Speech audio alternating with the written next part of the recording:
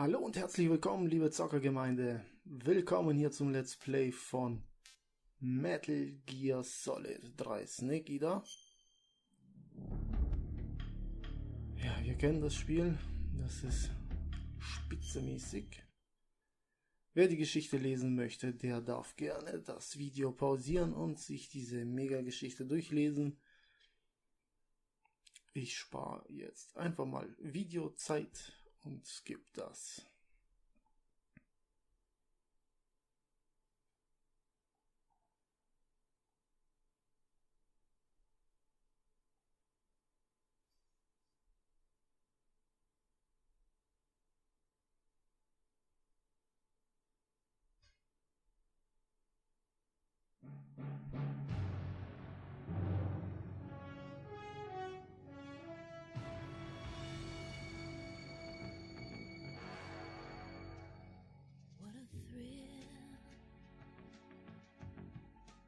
Darkness and silence through the night. What a thrill. I'm searching and I'll melt into you. What a fear in my heart, but you're so supreme.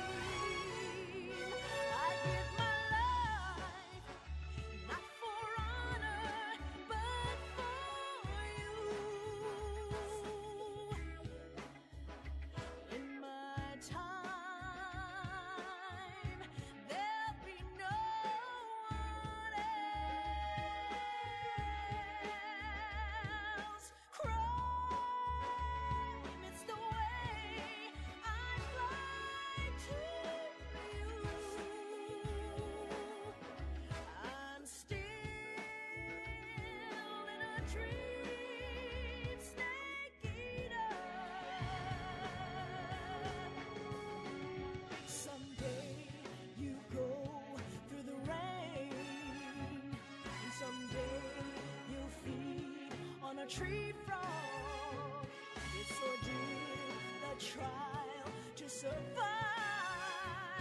For the day we see new light, I give my life, not for honor, but for you. In my time,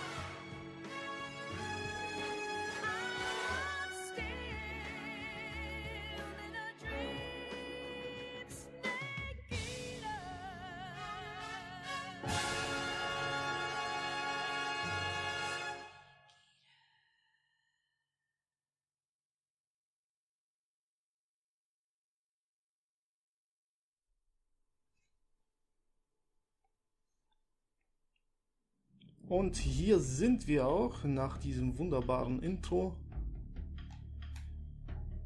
Bei diesem Startbildschirm kann man bestimmte Dinge machen. Auf R2 wird es sehr langsam abgespielt. Auf L2 kann man Farben wechseln. Und L1 auf R1 geht das alles sehr viel schneller. So kleine Spielereien, die sich Hideo Kojima hat mal wieder einfallen lassen. Ganz witzig, aber nutzlos.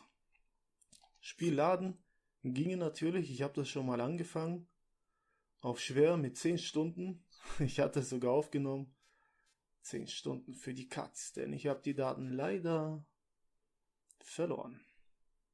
Wir fangen ein neues Spiel an, mir gefällt Metal Gear 1, 2 oder 3, ich habe bei den alten Snake Eater Teil gab es nur 1 und 2. Das 3 ist seit der Anniversary oder sogar seit dem HD Remake gibt es. Deswegen nehmen wir das mal.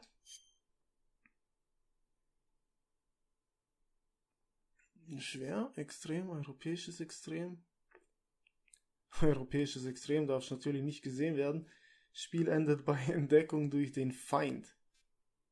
Für Experten des Action-Genres. Aber extrem ist auch für mich ein bisschen stark. Also dafür, dass ich das schon so lange nicht mehr gespielt habe. Deswegen starten wir mal mit schwierig. Und genießt die Show der Zwischensequenzen, Leute. After the end of World War II, the world was split into two, East and West. This marked the beginning of the era called the Cold War.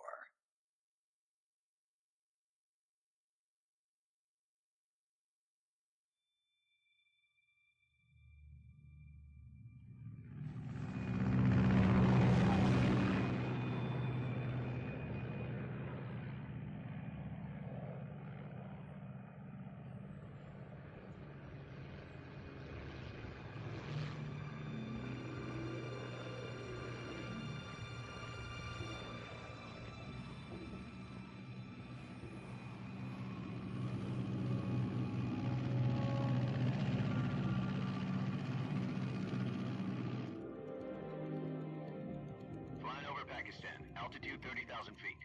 Approaching Soviet airspace. 20 minutes to drop off. Commencing internal depressurization. Equipment check. Arm main parachute. All right. You ready to go? Drop zone still showing a high pressure mass.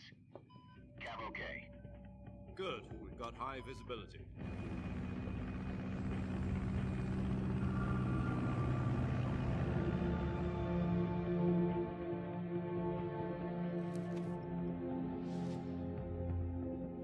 Put out that cigar.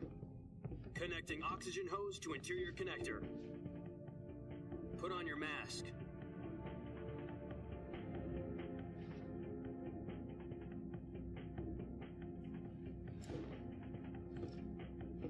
Does this panty waste know what he's doing? Approaching release point. 10 minutes to drop off. Hey, are you deaf? He said put out the cigar and put on your mask.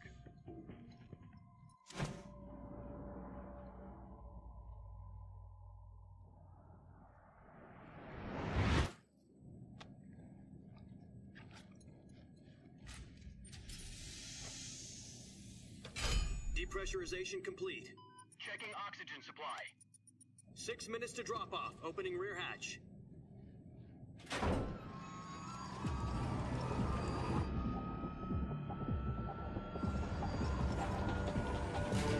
Sunrise.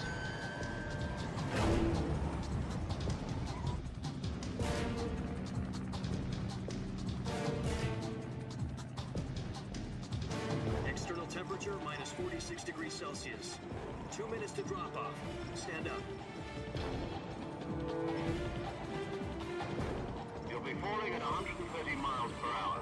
Try not to get frostbite from the wind chill. 1 minute to drop off. Move to the rear.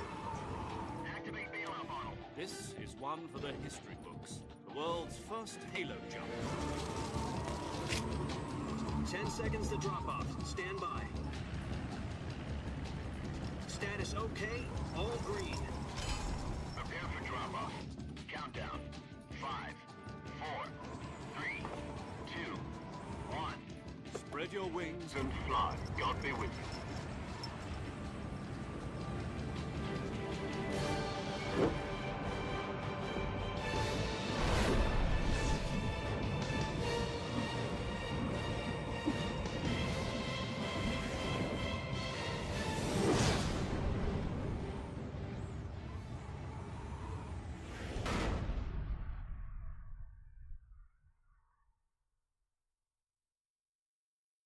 Jack, I've got some important news. The head of the CIA has finally given us the green light for the Virtuous mission. Virtual mission? No, the Virtuous mission. The future of our Fox unit depends on it. If it succeeds, we'll be officially organized into a unit. Virtuous mission? Sounds like some kind of initiation ritual. Don't get cocky. This isn't a training op. Right. So what exactly is this wonderful mission? Well, About 2 years ago, a certain Soviet scientist requested asylum in the West through one of our moles. His name is Nikolai Stepanovich Sokolov.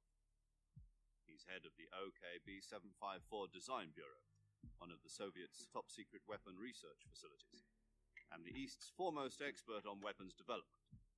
Sokolov? Isn't he that famous rocket scientist? The very same. On April the 12th, 1961, the Soviets achieved the first manned spaceflight in history. The Earth was blue, but there was no God. Well spoken. The rocket that carried Yuri Gagarin to orbit was the A-1, known as the Vostok rocket. Sokolov is said to be the man most responsible for the multi-engine cluster used in that rocket. After Gagarin's flight, Sokolov left rocket development to become the head of the newly established Design Bureau. From a lowly technician to head of a design bureau, that's quite a success story, so why do you want to defect? It seems he'd become afraid of his own creations. Afraid? Call it a crisis of conscience. And for that, he left his country and his family behind and went over the fence? Not exactly. One of his conditions was that his family was also to be taken safely to the West. We used a mole to get the family out first and succeeded in sneaking Sokolov over the Berlin Wall shortly afterwards. I was the one who conducted the operation. The security on the eastern side was still full of holes back then. Then what?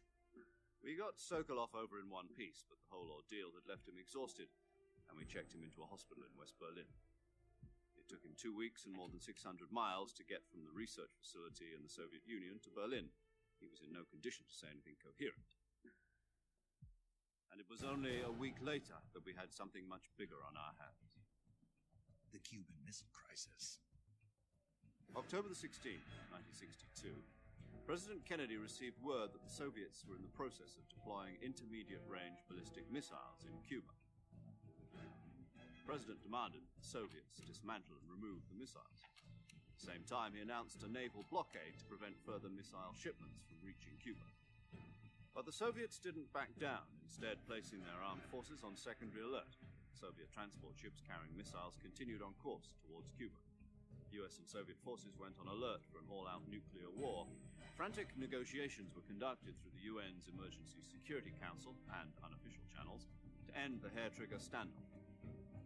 Finally, on October the 28th, the Soviet Union agreed to remove its missiles from Cuba, and so the world avoided a nuclear holocaust. But in order to get the Soviets to pull their missiles out, we had to make a deal. You mean the one where the US agreed to remove its IRBMs from Turkey? No. The Jupiter IRBMs deployed in Turkey were obsolete, and we were going to get rid of them anyway. They had no strategic value whatsoever to either the US or the Russians. The Turkey deal was a ruse, a cover story that was fed to the other intelligence agencies around the world. So what did the Russians really want? Sokolov. They wanted us to return Sokolov. You mean the Soviets pulled out of Cuba just to get their hands on Sokolov? That's right. What the hell was he working on? At the time, we had no idea. We were running out of time. It was either give up Sokolov or risk full-scale nuclear war. In the end, we had no choice. President Kennedy gave in to Khrushchev's demand. The next day, I got Sokolov out of the hospital, handing him over to agents on the eastern side. Sokolov kept on screaming, "Save me," until he disappeared from my side. Then, a month ago, we received some new information from one of our moles. About Sokolov? Yes. He was taken back to the research facility and forced to continue working on the weapon in question under KGB supervision. What's more, it's on the verge of completion. So what kind of weapon is it? Something to do with space rockets? No. Missiles. Same technology. I guess you're right. We don't know the details, but it appears to be a new kind of nuclear device. For half a year now, the Soviets have been conducting frequent nuclear tests at Semipalatinsk. Something to do with the weapon, I assume. We're talking about a secret weapon so big that Khrushchev was ready to pull out of Cuba to get it back. Is Sokolov still in the facility? No. According to our intelligence, he's in Selinoyarsk, a place in the mountains about 3 miles to the west that's known as the Virgin Cliffs. The Virgin Cliffs. Nice name for a virtuous mission. They moved him there just recently. Why? Apparently, they're conducting a field test of the weapon, but it's our best chance to get him back. This mission would never have been possible if he was still in the research facility. This is our last chance. Sokolov must have known that too when he contacted us.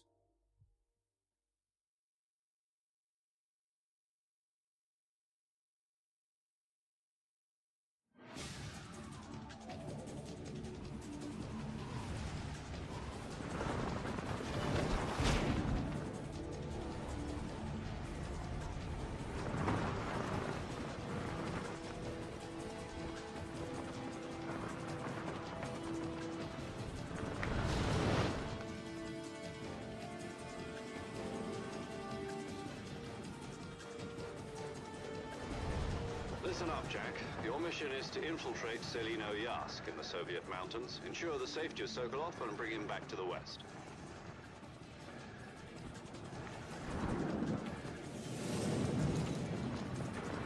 If we don't get Sokolov back before that weapon is complete, we'll be facing a major crisis. The clock is ticking.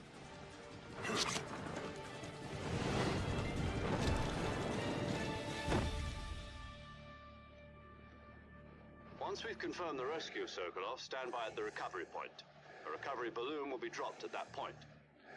Helium will be pumped into the balloon to inflate it. The process takes about 20 minutes. Once it's complete, the gunship's arm will latch onto the balloon and pull it up. The Fulton surface-to-air recovery system. I'm familiar with the theory. Take it easy. It's been combat-proven. Do you think Sokolov is up to it? The shock will be less than during a parachute jump, and the arm can handle up to 500 pounds. So you're planning on going over the border in a single combat talon? She's equipped with 2 6-barrel 20mm Vulcan cannons, as well as 2 40mm machine guns. Sounds like she could hold her own against a battalion of tanks. Even with the fuel in the reserve tank, we're facing a 4-hour time limit. If all goes well, it shouldn't take more than a few hours. Home in time for dinner. But if anything goes wrong, you'll be eating dinner, breakfast, and all the rest of your meals in the jungle.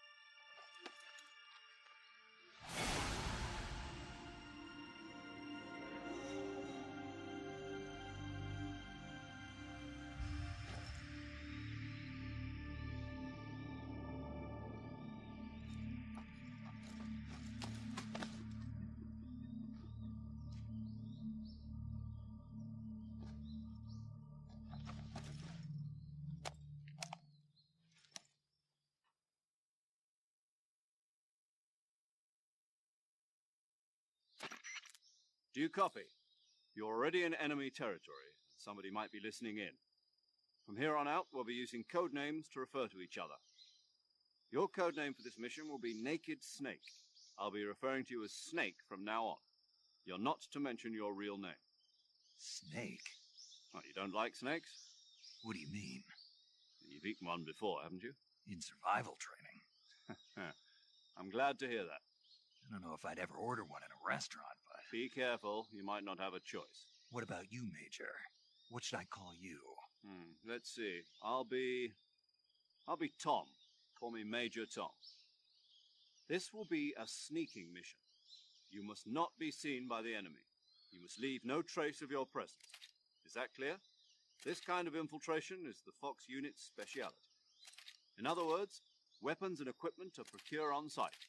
That goes for food as well. You're completely naked, just as your name implies. Great. Now I see why you asked me if I like snakes. I suppose calling me Snake was your idea of a joke, too. No, there's a good reason for that. I'll tell you later when the time is right. Gotcha. Getting back to the subject, how exactly am I supposed to feed myself? You've been issued a knife and a tranquilizer gun. Use them to hunt for food. You'll also find some medical supplies in your backpack. Yeah, about the backpack. I lost it in a tree on the way down. I see. Well, you'd better go back and get it then. You know where it is? No problem. I can see it from here. It's stuck on a branch. To climb a tree, stand in front of a tree that's covered in ivy and press the action button. I'll be monitoring your progress over the radio. We can't risk violating Soviet airspace, but I'll be in the gunship. My frequency is 140.85. I'll give you a call if I need to talk to you. If you need to talk to me, use the send function. Okay, Snake, go get your backpack.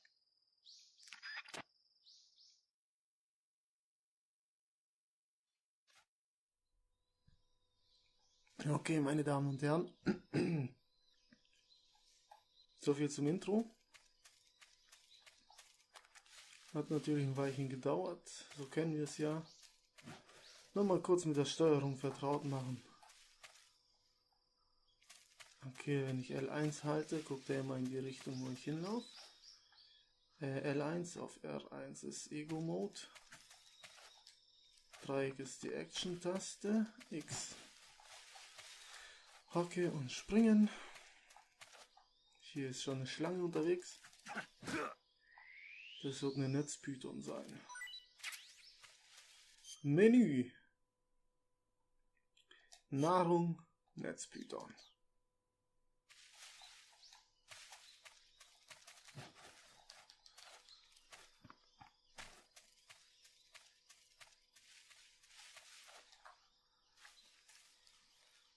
Ja, dann kriechen wir halt rückwärts oder auch nicht.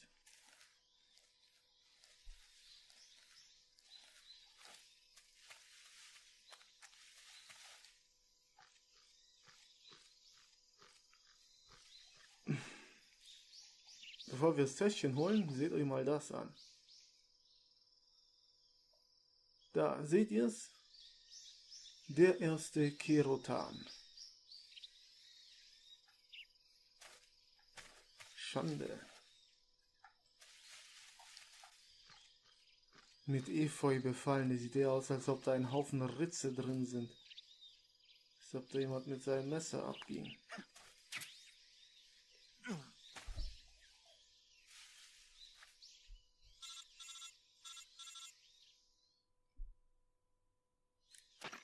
I see you've retrieved your backpack, Snake. To equip a weapon, it's necessary to take it out of your backpack. In the survival viewer, choose Weapon from the backpack.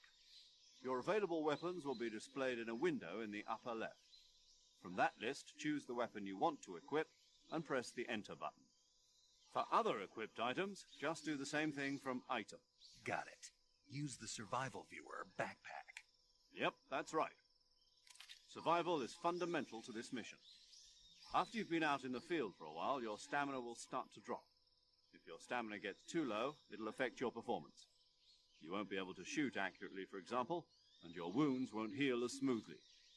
Keep an eye on your stamina so you don't run out. To recover lost stamina, you can hunt for local flora and fauna. You can use either your tranquilizer gun or your knife to hunt. My only weapon is a Mark 22 Hush Puppy tranquilizer gun? That's right. It's been fitted with its own suppressor. However, the suppressor will deteriorate every time you fire. Once its durability reaches 0, the noise suppression effect will be gone. So don't get too trigger happy with it. The suppressor's durability is shown in the icon. Any weapons and equipment beyond what you're carrying now, you'll have to find as you go. I have to find my own weapons and equipment? Whose crazy idea was this anyway? Solo covert actions are standard Fox operating procedure. You can't leave any traces of your presence. No weapons, equipment, footprints, sweat, or bodily waste. The same goes for bullets and cartridges, too. Your presence in enemy territory is already a violation of international conventions of warfare. There aren't supposed to be any American soldiers in Russia. It could spark an international incident. You can't let anyone see you. You can't let the enemy know you're there. This is a stealth mission. You're a ghost, Snake, in every sense of the word. There'll be no rescue if you're captured. The military and US government will deny any involvement in the affair. Then I'll just have to take care of myself, huh? I'm afraid so. You've been given a fake death pill for that purpose. SIS guidelines stipulate that soldiers on covert ops like this one be issued a potassium cyanide capsule. Tape it to your body so you can take it when you need to. How generous of you. Use it if you're taken prisoner by the enemy. It'll send you into a state of false death for a short time. Fooling them into thinking that I'm really dead. So how do I come back to life? Just take the revival pill. You mean that thing they put in my tooth before the mission? That's the one. But be careful. If you remain in a state of false death for too long, nothing will be able to bring you back. Remember that. I'll keep it in mind. You said this was a solo mission, right? Right. I guess that means I can't count on any reinforcements. Correct. The mission rests entirely in your hands. A real one-man army. Relax. There's a support team ready to back you up over the radio. Who? I'll introduce them to you. This time, survival is of utmost importance. The first member of the support team will be in charge of monitoring your physical condition, acting as a medic, so to speak, as well as recording your mission data. She's a member of Fox as well, and she's here on the gunship with me. She? Hello, Snake. I'm paramedic. Nice to meet you. Paramedic. As in a medic who comes in by parachute. Aren't you going to tell me your real name? Are you going to tell me yours, Mr. Snake? My name, huh? It's John Doe. And they call you Jack for short. You're a regular Captain Nemo. A name means nothing on the battlefield. After a week, no one has a name. What's your name? Jane Doe. Very funny. I wasn't joking, but I'll tell you my name only if you manage to make it back alive. My frequency is 145.73. She's also in charge of recording your mission data. Whenever you want to save, send a message over the reserved save frequency, 140.96. So saving lets me record my mission data. That's right. It also records the state of your health. Good to know. There's one more person I want to introduce you to, Snake. Huh? Speaking of snakes, you remember the boss, don't you? A legendary soldier and your mentor. Actually, it was the boss that got the DCI's authorization in the first place. She's going to be serving as Fox's mission advisor. Boss is? She also helped me plan this mission. She and I were at SAS together. Jack, is that you? How many years has it been? Boss? That's right. It's me. Talk to me. Let me hear your voice. It's been 5 years, 72 days, and 18 hours. You've lost weight. You can tell just by the sound of my voice. Of course I can. I know all about you. Really? Well, I don't know anything about you. What's that supposed to mean? Why'd you disappear on me all of a sudden? I was on a top-secret mission. You didn't need me anymore. But there were still so many things I wanted you to teach me. No, I taught you everything you needed to know about fighting techniques. I taught you all I could. The rest you needed to learn on your own. Techniques, sure. But what about how to think like a soldier? How to think like a soldier? I can't teach you that. A soldier needs to be strong in spirit, body, and technique. And the only thing you can learn from someone else is technique. In fact, technique doesn't even matter. What's most important is spirit. Spirit and body are like two sides of a single coin. They're the same thing. I can't teach you how to think. You'll just have to figure it out for yourself. Listen to me, Jack. Just because soldiers are on the same side right now doesn't mean they always will be. Having personal feelings about your comrades is one of the worst sins you can commit. Politics determine who you face on the battlefield. And politics are a living thing. They change along with the times. Yesterday's good might be tomorrow's evil. Is that why you abandoned me? No, it had nothing to do with you. I already told you, Jack. I was on a top-secret mission. A soldier has to follow whatever orders he's given. It's not his place to question why. But you're looking for a reason to fight.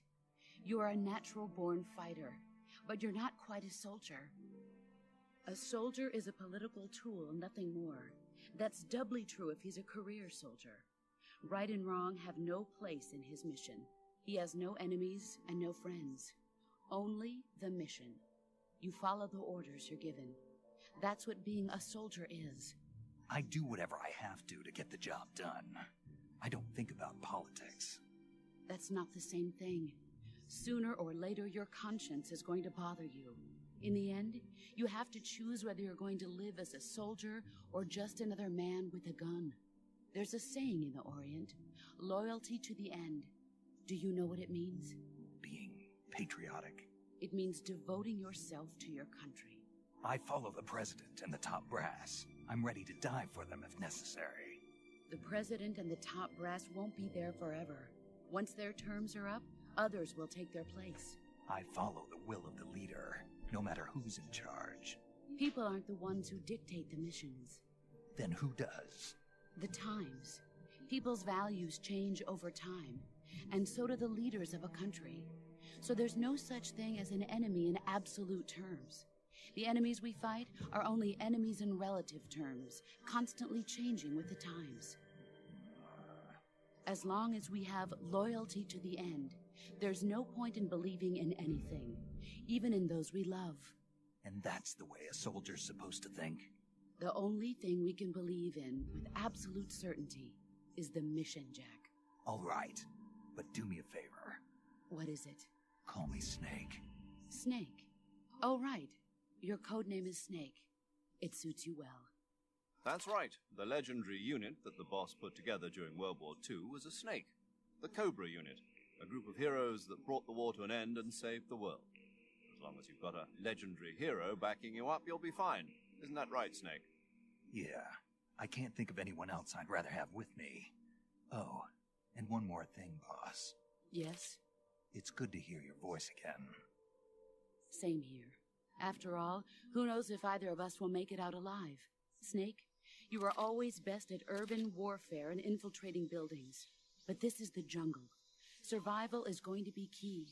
Those CQC techniques I taught you are sure to come in handy. CQC? Close quarters combat, huh? I've been in the Green Berets for the past few years. I'm probably pretty rusty. Not to worry. I'll be here to help you remember. After all, this is your first actual survival mission. I'll be supporting you over the radio. Where are you, boss? Next to the Major?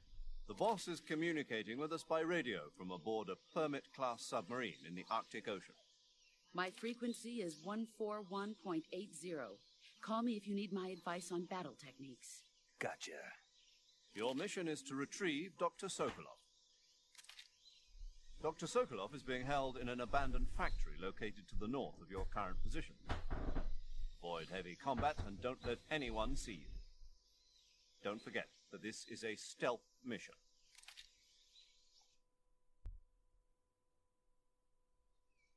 Snake, try to remember some of the basics of CQC.